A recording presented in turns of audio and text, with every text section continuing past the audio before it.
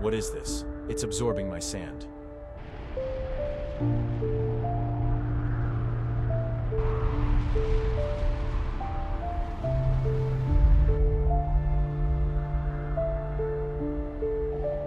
What is this power? Could it be?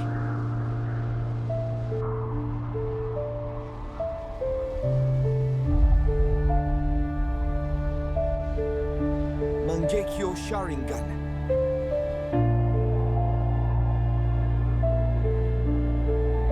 In the new chapter, we were finally shown the power of Sarada's Mangekyo Sharingan. So, let's analyze what this power is and how it works. I hope you liked the animation. Enjoy watching.